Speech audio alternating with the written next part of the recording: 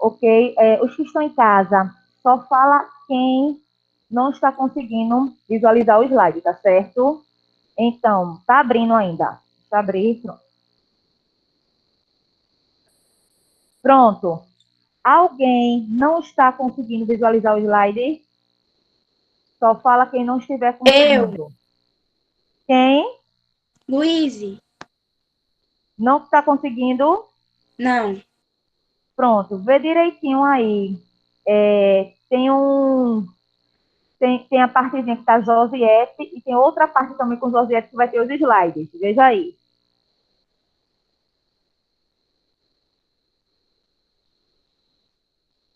Conseguiu?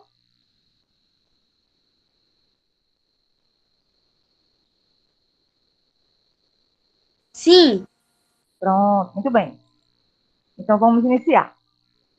Bom, vejam só, sétimo ano. Como eu havia falado para vocês, nós iremos estudar hoje razão e proporção. Esse é um conteúdo que se encontra no livro de vocês, volume 3, que vai estar entre as páginas 63 e 70, tá certo? Vamos entender aí o conceito de razão e, logo em seguida, vamos entender aí o conceito de proporção, tá bom? Então, vejam, nós iremos ver que razão nada mais é do que uma comparação entre duas grandezas, onde o que é grandeza?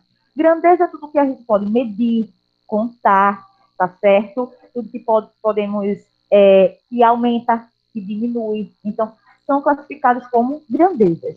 Por exemplo, se eu digo que eu tenho 5 lápis, para eu saber que eu tenho 5 lápis, eu efetuei uma contagem. Então, nesse caso, essa quantidade 5 se refere ao quê? A quantidade de lápis. Então, lápis é a grandeza, tá certo? Se eu digo, por exemplo, 8 funcionários. Então, 8 funcionários. 8 se refere ao quê? A quantidade de funcionários. Então, funcionários é uma grandeza, tá certo? Então, tudo que podemos medir, contar, é classificado como uma grandeza. Então, iremos ver que razão, tá certo? Vai ser uma comparação entre duas grandezas, ok? E que a proporção é uma igualdade entre duas razões. Quando eu tenho duas razões e uma igualdade entre essas razões, nós iremos ter uma proporção, tá certo? Então, mais adiante, nós iremos ver com mais detalhes. Pronto, vejam só. A palavra razão, ela vem do latim, tá certo? Ratio, e significa divisão. Então, a razão representa-se por uma fração. Então, quando é uma fração, nesse caso aí, nós iríamos ler o quê? A sobre B, não é verdade? Como fração. Como razão, nós iremos ler A está para B, tá certo? A está para B, ok? Então, ó, dados dois números, A e B, porque vocês sabem que A e B, eles assumirão números, tá certo? Se é apenas uma representação, A e B serão assumidos por números, diferente de zero, a razão entre A e B representa-se por. Temos duas representações aí. A primeira representação, utilizando aí o traço horizontal, tá certo? Utilizando lá o traço horizontal. E a segunda, tá certo? É usando dois pontos entre esses números A e B, ok? Então, aí, lê-se a razão de A para B. Ou A está para B, como eu já tinha falado para vocês, tá certo? Não esqueçam disso. Então, vejam, quando, atenção, quando nós estudamos frações, vimos também outro detalhe. Vimos que se chamava aí A sobre B, na verdade, em que A, lá em fração, era o numerador e B era o denominador, tá certo? Lá em fração. Então, o denominador era a quantidade de vezes em que o todo, o inteiro, era repartido. E o A, funcionando como numerador, era a quantidade que foi tomada desse inteiro. Já se tratando de razão, nós vamos ter aí que A e B são os termos da razão, onde A agora é o antecedente e B ele será o consequente, tá certo? Então vejam a diferença aí, que lá em fração era numerador e denominador. Em razão será antecedente e consequente. As duas formas, tanto utilizando aí o traço horizontal, quanto utilizando aí, tá certo? Os dois pontos. Nós vamos ter que o primeiro, tá certo? Nós vamos ter que o primeiro número, no caso está representado por A, será o antecedente e o segundo será o consequente. Ok? Então, aí, vamos ver agora com relação à proporção, tá certo? Como eu disse para vocês, já sabemos o que é uma razão. Então, imagine que agora você tem duas razões, onde terão uma igualdade entre essas duas razões. Então, nesse caso aí, podemos entender que proporção é uma igualdade entre duas razões. Então, vejam que eu tenho aí A está para B, e tem o C está para B. Tem uma igualdade entre essas duas razões. Nesse caso aí, tá certo? Tratando-se de proporção, a leitura ficará da seguinte forma: ficará A está para B, assim como essa igualdade será lida assim como C está para B, tá certo? Então, A está para B, assim como C está para B, ok? Onde A, B, C e D são os termos da proporção. E eles irão assumir números, tá certo? Então, nós dizemos A e D, preste atenção nisso, viu? Porque a gente vai precisar desses nomezinhos quando formos resolver algumas questões envolvendo esse conteúdo. Então, vejam que A e D são chamados de extremos, tá bom? A e D, extremos. A, tá certo? E o D, eles são chamados de extremos. E o C, tá certo?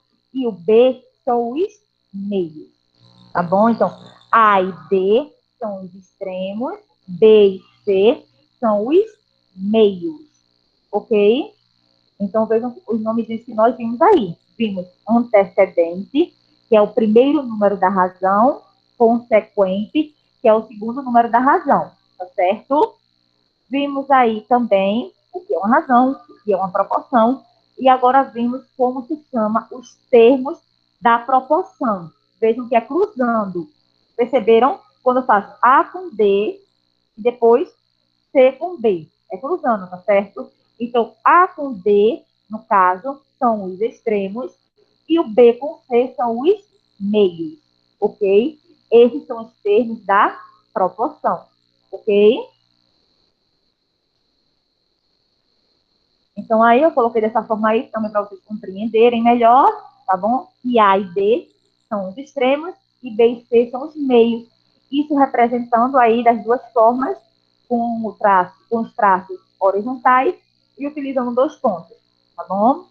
E também podemos trabalhar. Normalmente, trabalhamos com essa primeira opção aqui. Normalmente, é essa que a gente trabalha. Mas também, em alguns momentos, pode aparecer esse. Mas se aparecer dessa forma, vocês podem transformar para essa, porque fica mais fácil de resolver. Porque assim você consegue identificar melhor quem são os meios e quem são os extremos, tá certo? Então, aparecendo dessa forma, você pode escrever, tá certo, novamente dessa outra forma.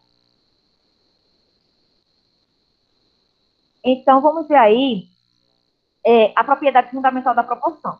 A proporção ela tem várias propriedades, mas eu digo que essa é a mais importante, porque as outras propriedades elas dependem dessa, tá certo? Ela é a primordial. Essa propriedade é o que vocês vão utilizar para muitas questões em matemática, entendeu? Tanto é que hoje nós iremos ver razão e proporção, certo? Veremos essa propriedade e amanhã, para creio eu que amanhã de tempo, nós iremos ver regra de três. E, para entender regra de três, tem que saber dessa propriedade. Então, várias situações, tá certo? Que vocês podem resolver, vários problemas de matemática, vocês vão ter que saber dessa propriedade, tá certo? Ela é chamada propriedade fundamental. Veja como ela é chamada.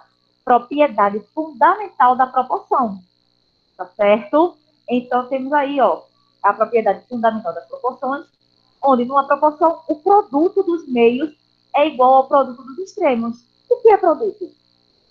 Não sabe? Resultado de quê? Pessoal de casa pode falar, viu? Pessoal de casa, se quiser falar, pode falar agora. O que é produto? Falaram aqui resultado. Certo, tá meio caminho andado. Resultado de quê? Não. Produto é o resultado da multiplicação. Tá certo? Então, produto é o resultado da multiplicação. Então, numa proporção, o produto dos meios é igual ao produto dos extremos. Ou seja, nesse caso aí, para vocês saberem se forma ou não a proporção, vocês terão que multiplicar os meios e verificar se o resultado dá igual ao produto dos extremos. Então, vejam que foi multiplicado aí, ó, B vezes C, o resultado terá que ser igual a A vezes B. Lembrando que A, B, C e D, eles irão assumir valores, tá certo? Então, para se formar uma proporção, é necessário que o produto dos meios seja igual ao produto dos extremos. Então, vamos dizer que A seja igual a 1 e vamos dizer que D seja igual a 12. Aí vocês vão multiplicar 1 vezes 12, 12. Guarda esse resultado aí. Vamos dizer que B seja 3 e C seja 4. Multiplicando aí os meios, 4 vezes 3, 12. Deu o mesmo resultado? Então, formam proporção? Formam. Formariam, sim, proporção. Se não der o mesmo resultado, não formariam uma proporção. Aí iria dizer, não forma proporção. Porque para formar proporção, é necessário que o produto dos meios seja igual ao produto dos extremos.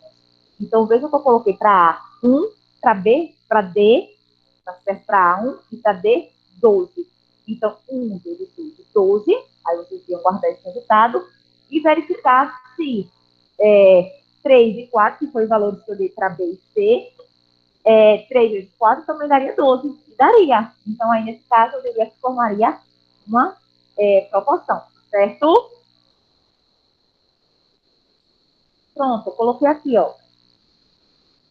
Exemplos. Vamos lá.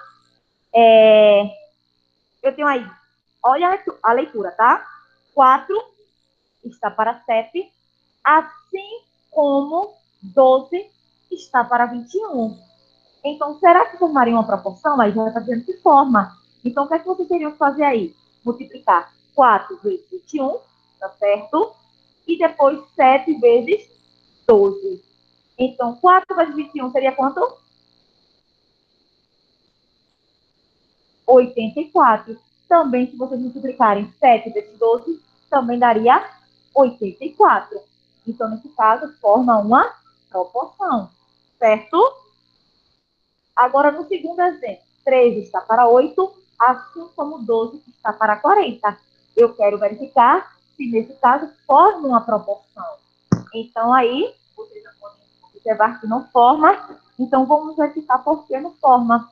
Então, vejam que é cruzando, tá certo? A multiplicação. Então, eu fiz 3 vezes 40, que daria 120, multiplicado por, depois, logo em seguida, né? 3 vezes 40, 120. Depois, iria fazer 8 vezes 12. Quanto é 8 vezes 12? E aí? 96. Quando eu multipliquei 3 vezes 40, tinha dado quanto? 120. E quando eu multipliquei 8 vezes 12, deu quanto? Deu o mesmo resultado? Então, forma uma proporção? Não. Então, eu coloquei aí que não é uma proporção. Compreendido? Pessoal de casa também?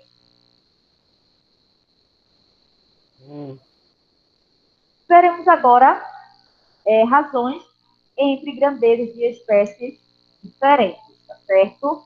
Porque até agora nós vimos as grandezas entre as razões entre grandezas de mesmas espécies. Agora vamos ver com espécies diferentes.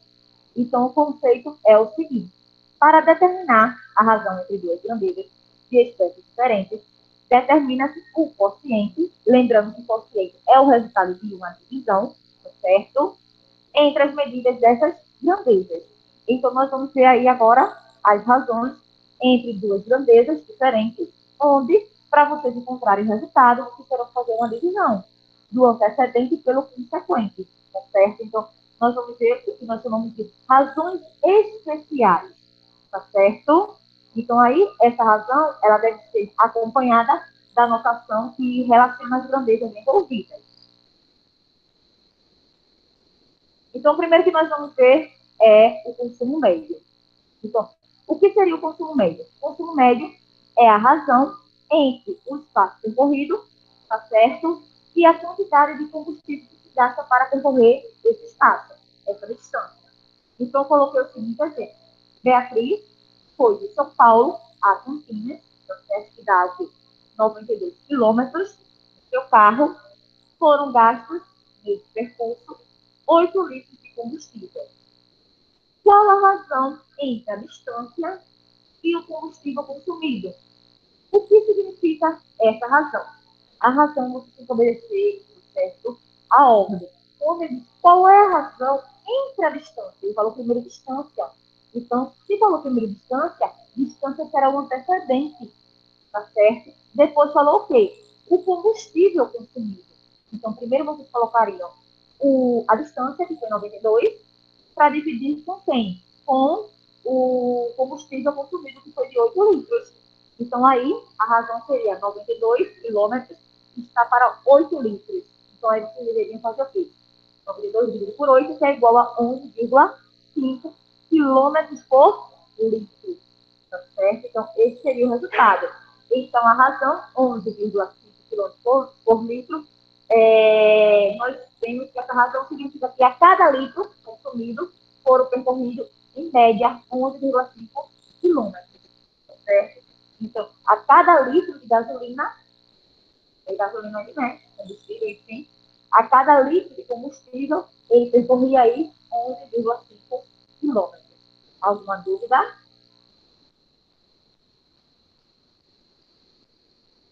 Vamos ver agora a velocidade média.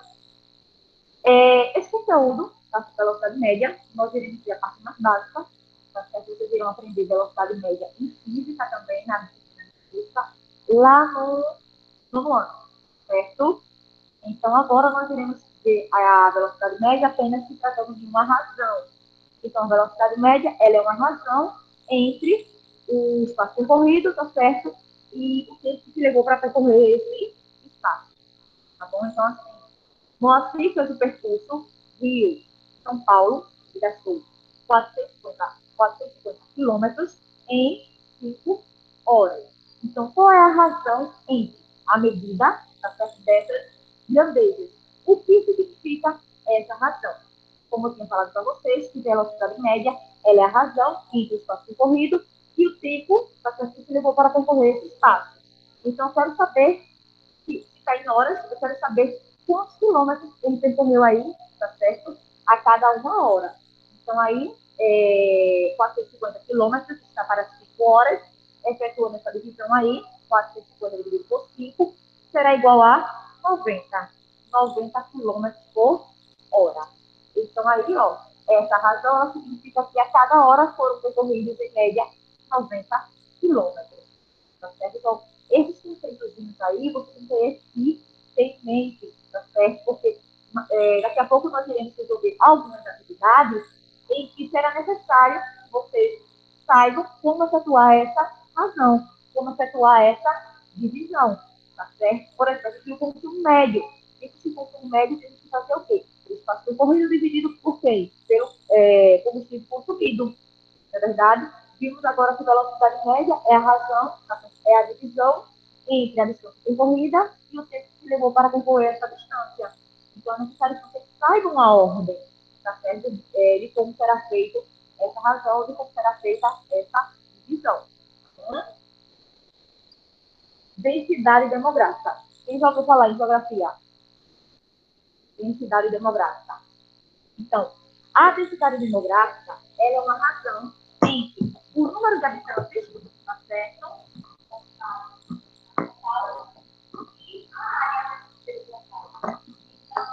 Saber em cada quilômetro quadrado, tá certo? Quantas pessoas existem em média. Então, tem o seguinte exemplo. O estado do Ceará, no último censo, teve uma população avaliada em 6.701.924 habitantes. Sua área é de 145.694 quilômetros quadrados, certo? Então, determine a razão. Nesse caso, ele já disse como queria a razão. Entre o número de habitantes, se falou primeiramente o número de habitantes, então o número de habitantes será o antecedente, tá certo? Então, entre o número de habitantes e a área desse estado. Então, a área desse estado vai ser o consequente, tá certo? Então, o que essa razão significa? Então, aí, primeiramente, a solução será a razão entre o número de habitantes e a área. Então, nesse caso, você teria que fazer uma divisão de 6.701.924 dividido por 145.694. Efetuando essa divisão, seria igual a 46 habitantes por quilômetros quadrados. Tá certo? Então, aí, essa razão ela significa que a cada quilômetro quadrado vai existir, tá certo? Em média, 46 habitantes. Ok? A cada quilômetro quadrado irá existir, em média, 46 habitantes. Alguma dúvida?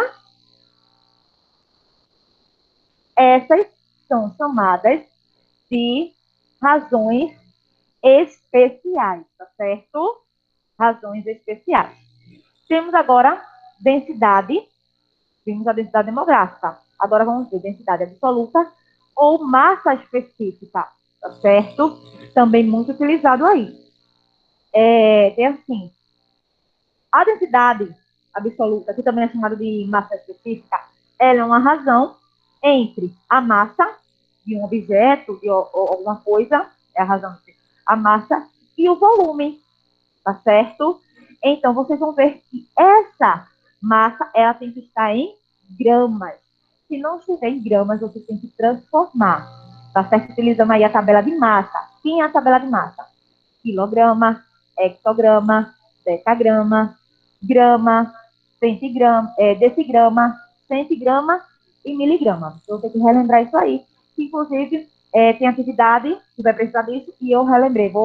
Na atividade eu vou estar explicando para vocês, tá certo? Para vocês relembrarem isso aí. E o volume, tá certo? Onde é a unidade de medida do volume, vocês irão perceber que vai estar elevado ao cubo. São 3 dimensões.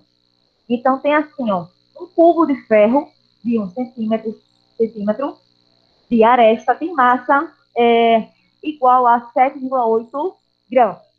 Determine a razão entre, tá certo, a massa e o volume desse corpo. O que significa essa razão? Vejam só. Primeiramente, eu tinha que encontrar aí o volume desse cubo, porque a questão disse apenas que o cubo ele tinha 1 centímetro de aresta. Então, vocês sabem que um cubo ele é formado por faces quadradas. Todas as suas faces são quadradas. Onde, se suas faces são quadradas, todas as suas arestas, que são os segmentos, terão a mesma medida, tá certo? Ou seja, todas as arestas terá o quê? 1 centímetro, ok? Então, para encontrar o volume desse cubo, vocês teriam que multiplicar aí, no caso, comprimento vezes largura vezes altura. Então, vejam que o volume foi 1 vezes 1, é 1, vezes 1, que é 1. Então, o volume desse cubo será 1, tá certo? Então, a unidade de medida tem que estar elevado ao cubo. São 3 dimensões.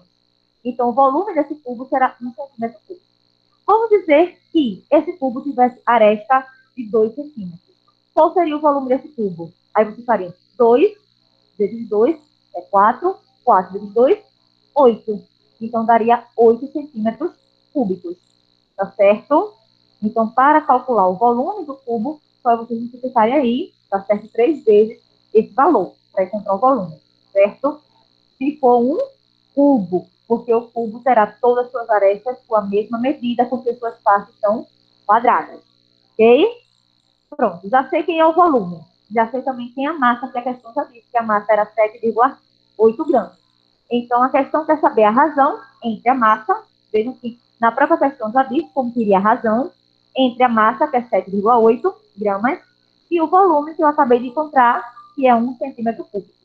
Então, efetuando essa divisão, 7,8 dividido por 1, vocês sabem que todo número dividido por 1 é igual a ele mesmo.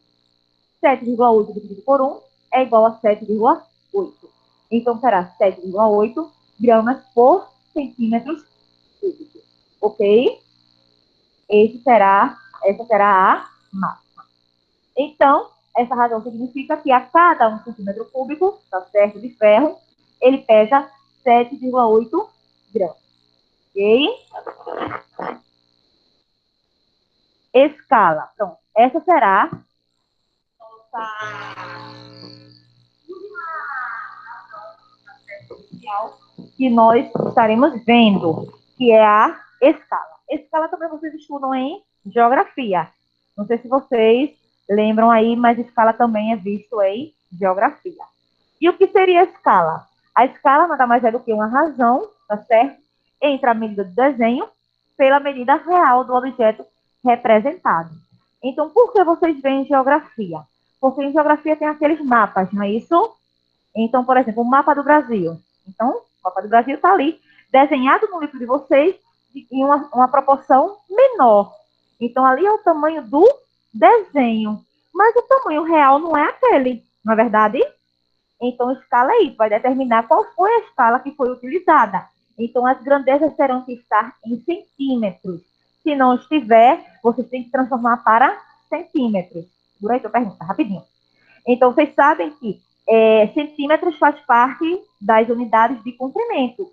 Então, se não estiver em centímetros, você tem que transformar, tá certo? Então, quem são as unidades de comprimento? É o quilômetro, é o hectômetro, é o decâmetro, é o metro, é o decímetro, centímetro e o milímetro, tá certo? Então, a escala é vocês determinarem qual foi a proporção que foi utilizada ali naquele desenho. Então, a escala será uma razão entre o tamanho, a medida do desenho, tá certo? E a medida real. Então, vocês irão determinar essa escala. Pode perguntar, Lucas. Vamos ver. Pronto. Então, temos aí o exemplo seguinte. Qual é a escala da planta de uma sala na qual o comprimento de 12 centímetros, 12 metros, foi representado por um desenho de 3 centímetros. Preste atenção aí agora, tá? Então, o tamanho real é de 12 metros, não é verdade? Porque diz aí, ó, que qual é a escala da planta? Vocês sabem o que é uma planta, né? Quando você vai construir um prédio, primeiro se faz um desenho, que é a projeção de como será aquele prédio. Então, se faz aquele desenho, irá utilizar uma proporção da realidade que venha a ser. Entendeu? Então, assim, a escala é isso, é determinar qual foi a proporção que foi utilizada em relação ao tamanho real, tá certo? Então, aí, numa planta, quer saber qual é a escala que foi utilizada numa planta, em que a sala tem um comprimento igual a 12 metros. Então, 12 metros é o tamanho real, tá certo? E no desenho, essa sala tinha 3 centímetros. Em relação a 3 centímetros, está ok. Eu falei para vocês que a unidade de medida tem que estar em centímetros. Então, em relação a centímetros, os 3 centímetros está ok. Mas em relação aos 12 metros, a unidade está ok? Não, eu falei para vocês que tem que transformar para quem? Centímetros. Então, é necessário que 12 metros seja transformado para centímetros. Então, aí, ó, se vocês observarem lá na tabela, para transformar de metros para centímetros, eu vou passar por decímetro até chegar em centímetros, na verdade? Então, seria duas multiplicações por 10. Então, 12 vezes 10 daria 120. 120 vezes 10 daria aí 1.200. Então, eu transformei 12 metros para centímetros, onde 12 metros é igual a 1.200 centímetros. Então, aí vou determinar a escala. Eu coloquei o nome de escala, mas vocês poderiam colocar só a inicial. A questão da escala será o quê? A razão entre o tamanho do desenho, primeiro será o tamanho do desenho, o tamanho do desenho será o antecedente, tá certo? Sempre na escala, o tamanho do desenho será o antecedente. Então, quem é o antecedente? 3. E o tamanho real, que está em centímetros agora, que será de 1.200. Então, eu tenho aí 3 centímetros, está para 1.200 centímetros.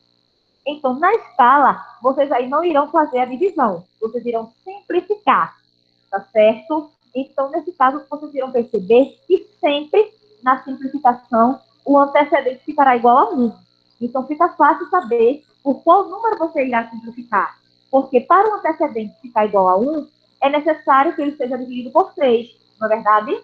Porque todo número dividido por ele mesmo é igual a 1. Então, aí, ó, 3 dividido por 3, 1, 1.200 dividido por 3, porque o mesmo número que eu dividi o antecedente, obrigatoriamente eu tenho que dividir o consequente.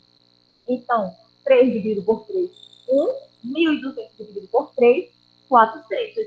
Então, a escala utilizada aí foi de 1 está para 400. E em escala, normalmente, podemos utilizar a barrinha horizontal e o 400, pode, para a escala pode. Mas normalmente nós utilizamos a segunda opção aqui, ó, quando se trata de escala. Então, geralmente é 1, 2 pontinhos, 400.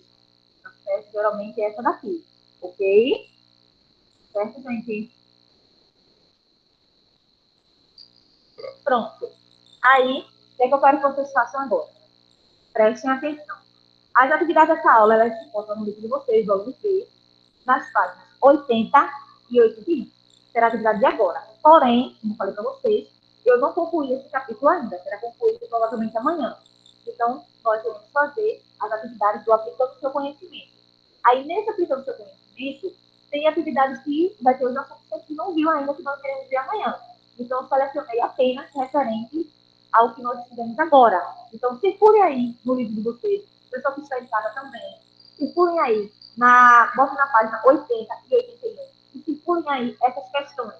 A primeira, a segunda, a terceira, a sexta, a oitava, tá certo? A nona, a décima primeira, a 12ª, a 13ª, a 15ª, a 17ª e a 19ª. Ok? Então, serão essas atividades que nós iremos fazer agora, tá certo? E vocês irão anotar aí as atividades que serão de casa, que serão as atividades que estão nas páginas, da página 63 a 70, tá certo? Eu coloquei uma data aí para que vocês me mostrem lá no direto, mas aí, tá certo? Eu dei essa opção para todas as turmas que vão fazendo essas atividades, tá certo? No momento em que nós finalizarmos esse livro, é que vocês vão ter sido todo atualizado. Entenderam? Não tem uma data que terminou, ótimo, a amostra já fica livre. Mas, se por alguma eventualidade não conseguirem concluir, tá certo? Saibam que, pelo menos até a data que vai ser para entregar os livros da terceira unidade, eles terão que estar com essas atividades atualizadas.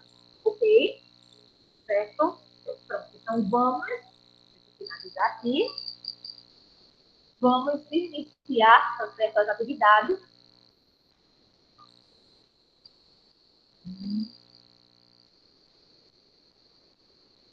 Rapidinho. Eu estou